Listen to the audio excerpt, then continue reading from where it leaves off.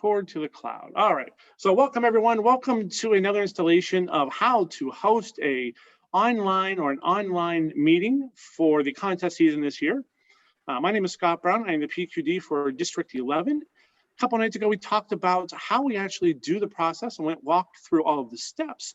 We did a contest this morning that we served as judges. I was a chief judge for a club in Florida, for my first club, the one that got me involved in Toastmasters, the one that keeps me involved in Toastmasters, the one where I am friends with everybody. We did a contest with them this morning. They did evaluation and humorous speech, and it didn't go well. It was fun, but we learned some stuff that we probably need to know as we go forward into our contests. So we're not going to go through and rehash everything that's already posted on YouTube. A secondary posting of the exact same stuff seems to be redundant, so let's talk about the things that we learned. Okay, so first, Articulators are a good club. They're a really strong club. There are 30-ish members just about every year. They've been President's Distinguished for every year that I've known them. So for a decade, they've been President's Distinguished every single year. They do the right stuff to get to the awards. It's not about the awards. It's just what happens because they do the right stuff. Of all the members there are currently, I think there are like 25 current members, 24 current members, and over half of us are DTMs. So we've all been around and done some stuff with Toastmasters. Like that's a pretty, I watched Lisa's face go, ooh, it's a pretty good percentage of DTMs. Like we've been around for a while. We've all been together. We are all good friends. We know what to do. I volunteered to be their chief judge because I thought if there was a way to practice this in real time before we get into our contest season in January, what a better place than to go practice with people that I know won't get mad if stuff goes wrong. And I was completely right. They did not get mad when stuff went wrong. So here are the kind of the key learnings that we have from this morning that will augment the training that you already have posted out there. Number one, make sure that you have an internet connection in your home and have a backup plan. So the host for this morning is the current VPE for their club, Michelle. And when she got up this morning, she found out that someone overnight had done some digging and she had lost internet. She had no internet for her house whatsoever.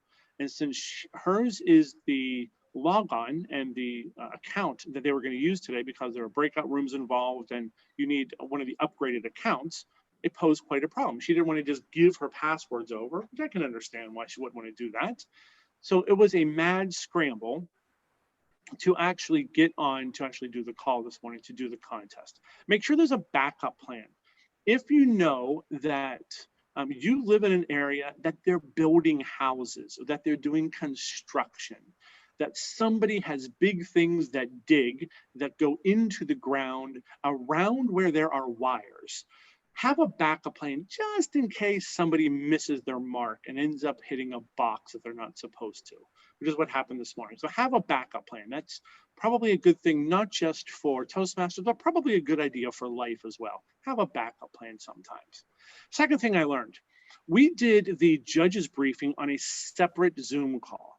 So the contest started at 7:30 this morning. At 7 a.m., I gathered all of the judges on this line that I just sent out the regular old, I forget if I used the PQD number or the club officer training number, but one of them I just sent out to all the judges, and we met here on a number that they're all used to dialing into on getting on with. And we held the judges briefing in a separate Zoom call so that we could discuss what the problems were, how to work through the issues, and what we expected to have happen. That part worked extremely well. One thing we didn't do that we learned later on in the morning that we should have done is we had shared with everybody yesterday all of the cell phone numbers for everyone who was going to be a ballot counter, which meant that the process was the judges, once they finished filling out their forms, took pictures of that bottom section of who came in first, second, third, took pictures of that, and then texted it to the ballot counters. Seemed like a great plan, right? The ballot counters forgot to put in the numbers of the judges. So because the clubs in Florida, which is 407 and 321 numbers, they started getting text messages from 260 and 317 numbers. and they thought that they were getting pranked. I'm like, you know that I live in Indiana. You know my number is a 260 number. So instead of opening those messages when the votes came in, they just ignored them. Actually, one of the ballot counters deleted them. So that's, yes, Lisa, that is the exact reaction that I had when that whole thing happened. As you go through and you prep people, make sure that the ballot counters have the numbers stored into their phones of who's going to be texting them with all of the judging information. That way, once they get that information, they know, here are the names of my judges. I have 5 names of judges. Here are the names of the people who have texted me. Oh, look, they're the same people. I may not know them in real life, but I've seen them on the screen, and now they're texting me information that seems to be really important for what I'm doing right now, which is counting votes. Probably a really good thing, which I think there's a joke in here somewhere about Florida and not being able to count votes correctly. I'm not exactly sure what that is, but I'm pretty sure there's a good joke in there somewhere. As somebody who lived in Florida for about 20 years, I think I can tell that joke too, because I was there in 2000 and Chad was really mad he hung so much. We were the problem. So if you can create the system so that the ballot counters know who is going to be texting them information, it makes it a lot easier so the ballot counters do not get confused and ignore the text messages of the ballots. You wouldn't think that's something you have to say, but it really is, because we found this morning that that becomes significantly troublesome. Second thing you need to make sure that happens then. Once the ballot counters start getting all of those votes, and they start to fill out their ballot counting forms, make sure they're reading off to you whose votes they are counting. Now, we were supposed to have 6 judges today. In the last couple of days, we had 3 people bow out for a couple of different reasons. One bowed out at 7 o'clock this morning, so we had 3 regular judges and 1 tiebreaker judge. It still worked out to be fine. But with 3 regular judges and 2 contestants, there was really no reason for a tiebreaker judge. If you get into a tiebreaker with 2 contestants and 3 people, someone voted for somebody who wasn't competing. What we learned this morning is that as they were doing the votes, they both missed the same person to tally that score. So we have Judge A, Judge B, and Judge C. They counted Judge A, they counted Judge B, and they counted Judge A. You see a problem with that. They counted 3, but it was two of them were the same people. So the result was wrong. It wasn't a unanimous decision. It was 2 for one, 1 for the other. But because you counted A twice and C not at all, and C and A did not vote the same way, we announced the wrong person to win the evaluation contest. As you go through and you figure this out, because the chief judge isn't going to be able to see the form, have them read off or put up to the camera all of the ballots they have and all of the people with whom they have put on the lines for the form. If they had done that, I would have seen Mark was missing. So I would have been able to figure that out at the beginning. Yes, Mark, not you, Mark, a different Mark. You weren't missing this morning. Well, I was, because obviously I wasn't there. But but if aren't you supposed to have, according to the contest rules, 2 ballot judges, and so they have to agree on the score? They made the same mistake. Each of them independently from their own living rooms made the same mistake. They both counted A, B, and A, which is why, even though that catch is supposed to be in there, because nobody can possibly make the same mistake from different locations, they made the exact same mistake from different locations. Got it. That thing that can't happen, leave it to Florida in voting. That thing did happen. Okay. So that's why I would suggest reading them off so that as the chief judge, you know who are the folks that they're counting. And if you realize one of the judges isn't in that list and someone's in there twice, there's a problem. You wouldn't think that's a thing. It's a thing. Learn from our mistake from that this morning. The next thing that we learned this morning, as you are moving people to and from breakout rooms, they came up with a pretty good system, actually. And this is a very positive that we learned from them this morning. As they brought their contestants in, they brought the contestants back in for the evaluation contest from the room where they did the 5 minutes and had the notes upside down, and that worked out just as we had rolled out a couple of days ago. They brought them back into the room. First thing, please test your audio and your camera. And the contestant tested their audio and their camera. Then they gave them 1 minute of silence for the judges to complete the forms, so that the judges would still have a minute to be able to work on it. The contestant would still have a minute to get grounded, to be able to kind of figure out what they were going to do. And that part worked exceptionally well. That part was flawless for it. When you're moving people in and out of rooms, though, make sure that you invite them to go into the rooms before you start assigning people to rooms. If someone's not invited to go into a room, they can't get into the room. It's like proper etiquette for a dinner party. You don't want somebody to just come crashing your house who wasn't invited to the dinner party, so they have to be invited to come in. The rooms work exactly the same way in Zoom. So make sure they are invited to come into the room before you put people into the rooms. The one they forgot this morning was the Sergeant at Arms. So they did theirs because there were only 2 contestants. They just did 1 room with the 2 contestants and 1 Sergeant at Arms, figuring that when the first ballot, when the first contestant leaves, there's 1 Sergeant at Arms, 1 contestant. The Sergeant at Arms can see the paper for the 1 contestant laying on the laptop upside down, and they know they're not going to keep working on their notes or anything like that. And the 1-to-1 ratio is what we were going for. That made sense to have that 1 person in. They forgot to invite the Sergeant at Arms. So they went in there, and it took them about 3 or 4 minutes to figure out why Josh couldn't get into the room. So the contestants actually had about 8 or 9 minutes to make notes, but it was the same for everybody. So there was no real advantage gained or advantage lost. But make sure you know who's getting invited and do that prior to them coming into the room. But the way they flowed that worked exceptionally well this morning. They also did something well this morning, that when we realized we announced the wrong winner.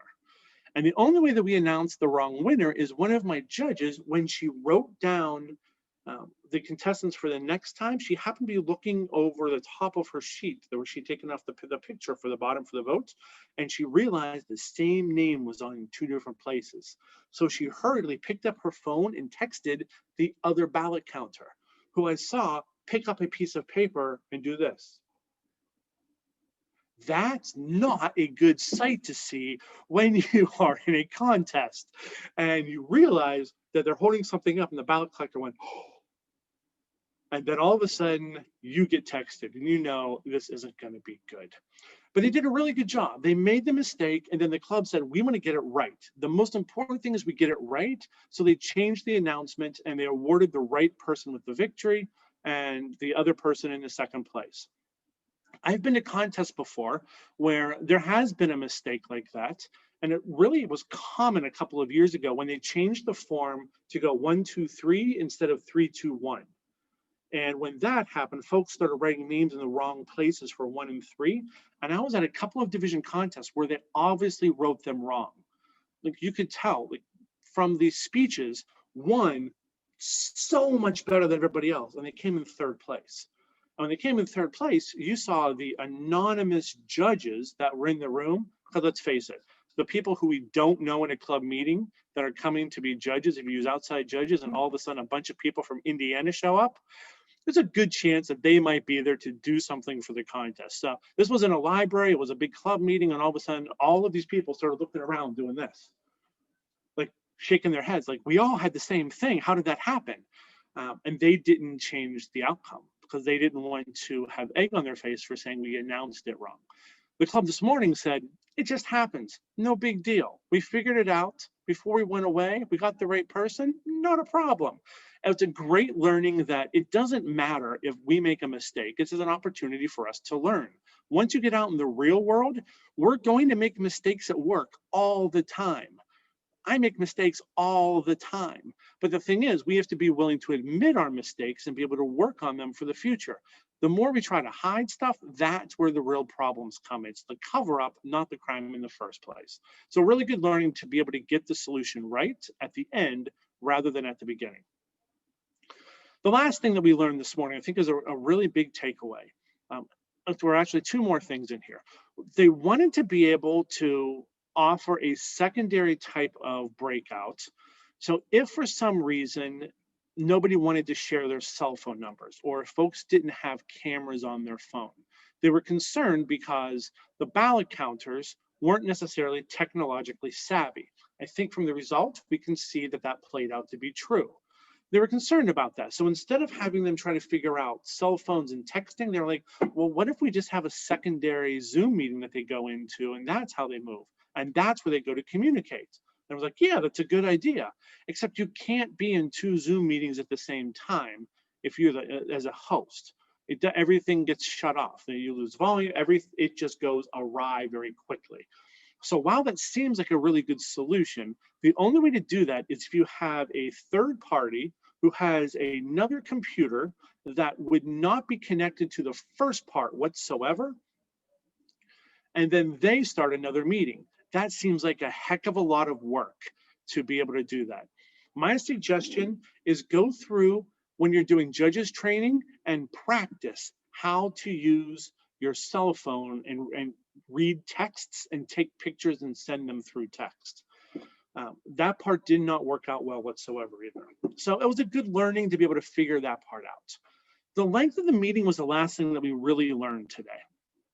From a length of a meeting standpoint, if you're counting on a normal meeting their normal meetings are an hour and 15 minutes, and they did evaluation contest with 2 contestants, humor speech contest with 2 contestants, and they still went till 9 o'clock. So they still went 15 minutes over. Count on your meetings going a little bit longer. If you are planning on trying to do multiple contests in one day, you're going to have to start earlier if you're a morning club, or plan on staying later if you're an evening club. If you are a lunchtime noon club, it's not going to work. You're going to have to break up your contests into multiple days. You're just not going to get through 2 contests, even if you only have 2 contestants in 1 hour. It's just not going to happen that way. So don't put yourselves into a position where you're trying to do something that physically there's just not enough time to get through everything to get it done. It's clunky. We're used to the handoff. Like, we know how to do contests in person. We've done it that way for years. We know we know what to do. It's how to get this stuff done that it all takes us a little bit longer time. Ballot counting took a lot longer today than what it really should have taken. And obviously it should have taken a little bit longer than what it did also. Who would have thought? Who would have thought? So those are some pretty big learnings from today. They are a fun club. They flow with things really well. They did a good job with finding a test speaker for the evaluation contest that would provide a good enough speech that it wasn't a train wreck of a speech, but not such a good speech that there's nothing to really evaluate from the speech. One of those mid-level speeches, it was a 7-minute speech. It was contest worthy. He was still using it for a project, so it fit within pathways. All of that worked out exceptionally well. However, do remember that test speakers, if you're going to time them, they speak longer than the evaluators do. So the evaluators speak 2 to 3 minutes. You probably want a longer speech than 2 to 3 minutes for your test speaker. The timer, brand new, bless her heart, she turned the lights on, the green light on at 2 minutes. And the flurry of text messages, you could see everyone pick up their phones and start texting her. No, don't do that. And you could see her face when she got the text message. Lights came down. So make sure that the things that you assume people know just because you've known them forever and you don't remember a time where you didn't know it, someone new doesn't know it. And because of where we are in COVID right now, only one person in the club has ever actually met the timer this morning, because she is someone's mom. And she lives in Houston, the club's in Orlando, I'm in Indiana, all the judges were in Indiana or Kentucky. So it was all around. There were connections that everybody knew somebody, but nobody knew everybody. So even if you don't think that somebody wouldn't possibly not know that, make sure you cover it anyway, just in case. So those are the big things we learned this morning when we actually did this. I would say that probably the one thing, well, 1 second, Lisa. I would say the one thing that I would have suggested, I would have loved to have seen them do beforehand, they did not do a test run before they got into the contest. They figured, we've done this for years. We know what to do. What can possibly go wrong? So this morning was the first time they actually ran through it live. I strongly suggest holding a contest within your club at a meeting before January when you start to do the actual contest. It doesn't matter if you're actually giving stuff away or if it means anything whatsoever, practice it. Maybe have a day that, you know something, next Thursday, we're gonna have a humorous speech contest with 3 funny speeches. We're going to practice how to put people into rooms and how to evaluate them, how to do the timing, and we're just gonna figure it out in a live session. That live practice would have eliminated a bunch of the stuff that went wrong this morning. Mark Walton's done an amazing job in Division E of putting together practice sessions. They're already doing practice contests. They're doing practice area level contests already. If you're looking to practice with somebody, get hold of Mark. He has no idea that I'm volunteering him for this, but I'm sure that he'll actually appreciate the help though, because he loves doing this stuff. He loves visiting clubs and doing all the Toastmasters things to help everybody else out. So practice, practice, practice, practice, and expect the unexpected because it's what you're going to get. So I know we have a couple questions out there.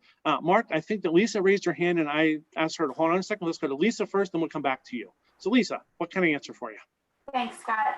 I just was wondering how people are doing the timing. That's one of the things that my club has really struggled with, is letting the timer, like how the timer communicates with the speaker, because sometimes they have a presentation up. So I just wanted insights into that. I think for a contest, they wouldn't have a presentation up. Correct. But just how are people doing that? The way that I've seen it done in the contests that I've been to is the same way that we do it in club meetings with backgrounds. As they come back in, as the speakers come back into the rooms, when they say, please test your mic, they also say, please locate the timer who renames themselves on the screen. So instead of it saying Scott Brown, it will say Scott Brown timer 1 and Lisa Sobel timer 2. So you would know who the timers were. You only assign one person to do the backgrounds of the lights, but if timer 2 realizes that timer 1 has fallen asleep while timing, then timer 2, I don't have a folder, but timer 2 would hold up a card. It's not going to be a book, that would be silly, but they're just going to hold up the folders like we used to do back in the day when we were still live as the backup. So we go kind of new school with the backgrounds and then old school with the folders in case timer 1 loses their place or forgets to do the timing as well.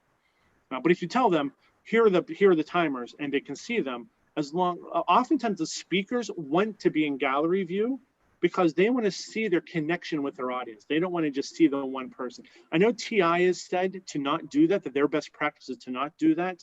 I personally disagree with that. As a speaker, as somebody who speaks for a living, I much rather see the reaction of folks that are out there to know when I'm hitting, when I'm losing people, and when I can move on, when I should stay.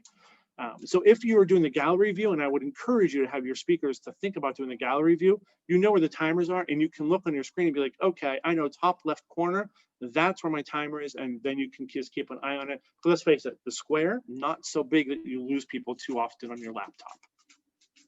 So does that help, Lisa? Very cool. All right, on to Mark. What can I help you with? Okay, so I had a conversation with Mark Walton last Monday at our club. He's obviously a member. We are in a little bit of a unique situation because we think we've perfected the hybrid model. Woo! So both in person and on Zoom, pretty effective. In fact, we had a global audience last week with the UK and India both presenting. For the contests, Mark is suggesting online only because all the area and districts will be online only. Is that really where we need to go? I would suggest it not from a logistical point of view, but from a contestant's point of view. The goal of this isn't just to make sure that we deliver the best contest we can to all of our members. It's to make sure that the contestants have the best chance and the best opportunity then to move forward, which is why they're competing. Nobody joins the contest with the hopes of losing in the first round, hopefully. If that's why they joined, I question why they joined. the goal is to try to prepare them for something else outside and to help them move forward. If what they're going to experience at the next levels is all online, which is what TI has said we have to do, and what they're saying at the district levels, at area district division levels, you can't bring a bunch of people into one place, have an old school contest, but then just show it online like you would a hybrid meeting. They're saying if you do that, you get disqualified as a district. So because they're only going to see that hybrid at the club level, I would suggest making it as realistic for them for future levels as possible. Which is why we're trying to kind of standardize how everybody's doing the contest so that all the contestants see one thing at club, area, division, and district, and it's not a new thing every time. So by the time they get to district, they're ready to go on to submit a wonderful video to the quarterfinals. Does that help? Does that make sense? Yeah. Perfect. Thank you. Cool. Margaret, anything I can answer for you, or are you just good to go? You're on mute, my friend.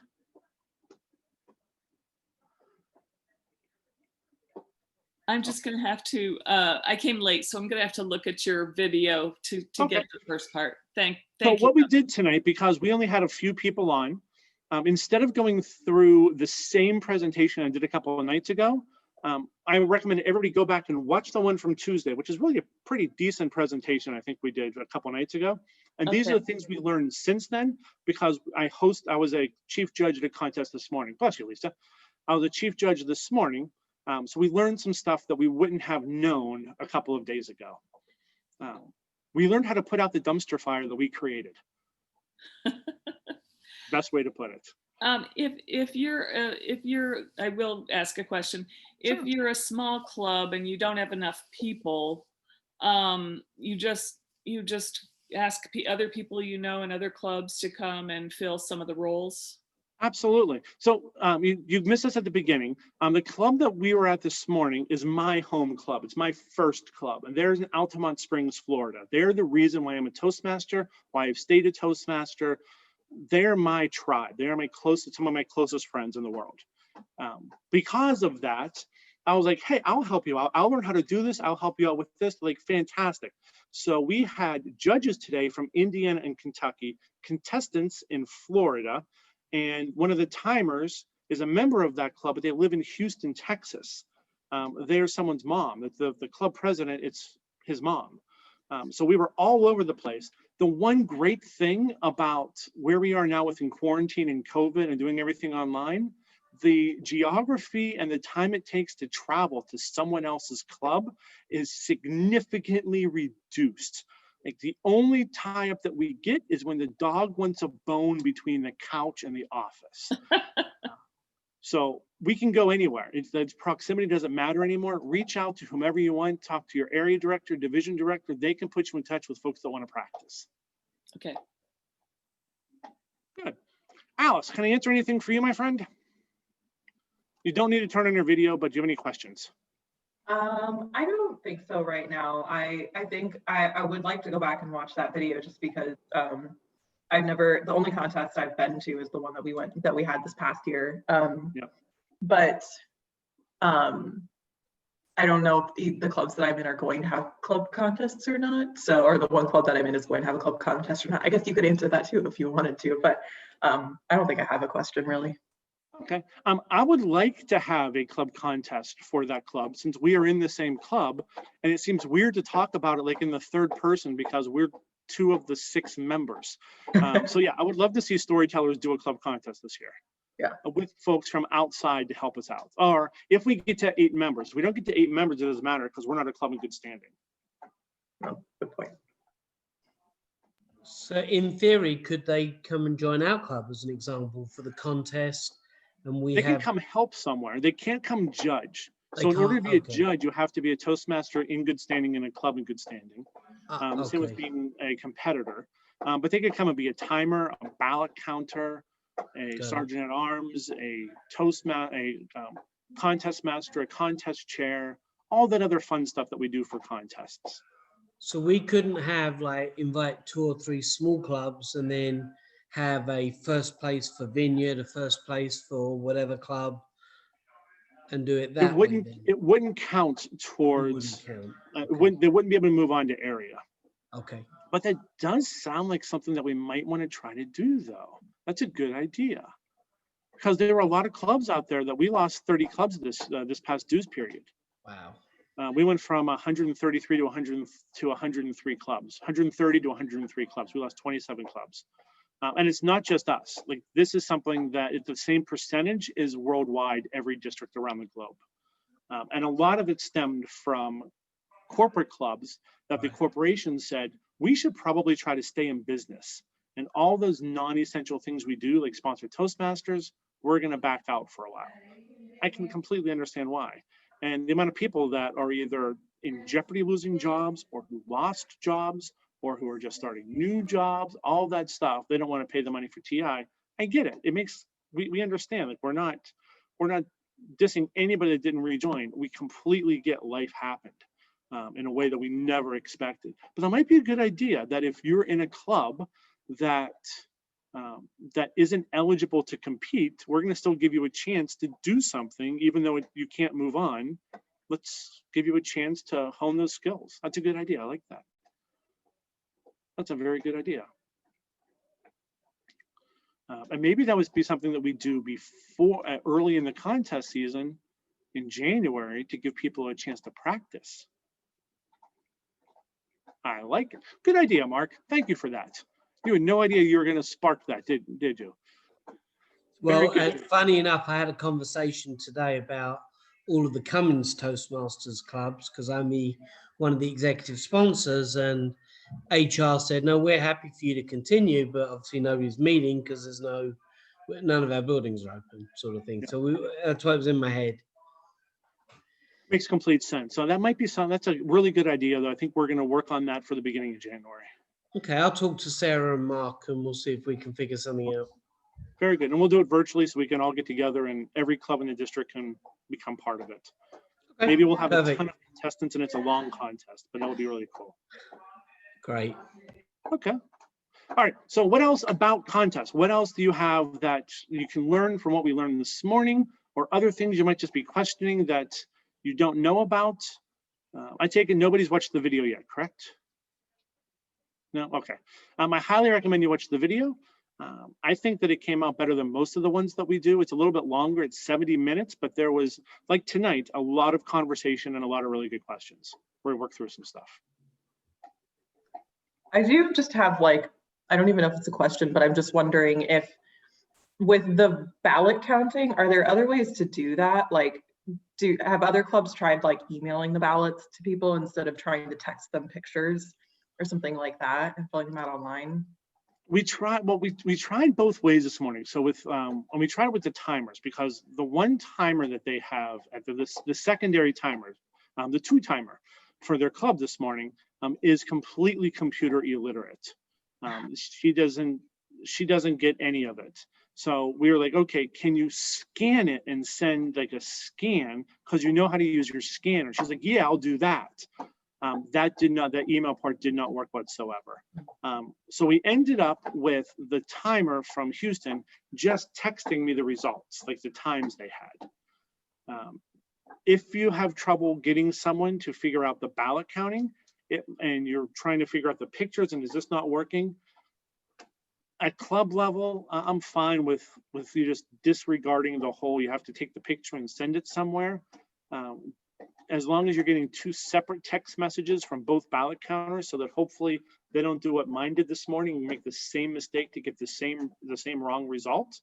No, the pictures are not, that wouldn't have mattered. We would have had the same result either way. Made the same mistake either way. So if you just text the results back and forth, probably okay. Email them back and forth, probably okay too.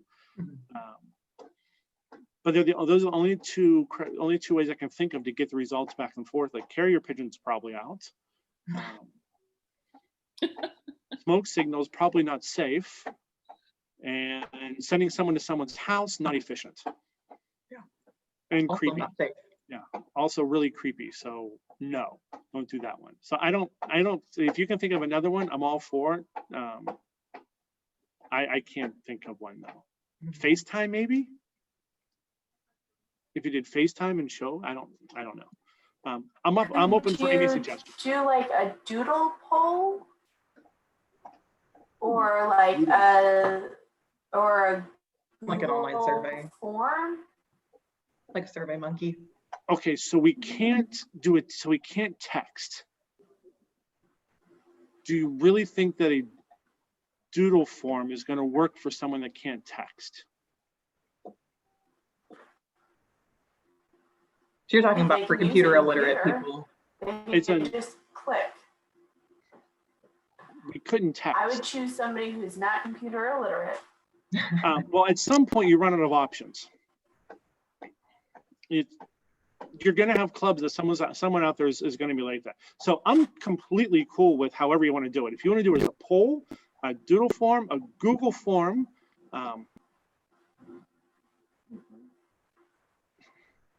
I'm sure there's other ways out there. Whatever y'all want to do, if you can come up with something better, share it with me. I'll share it with everybody else. But if you can come up with something else, giddy up. Just remember that if you have trouble doing something this simple, then we're probably going to have a lot more trouble getting to another screen to do a poll.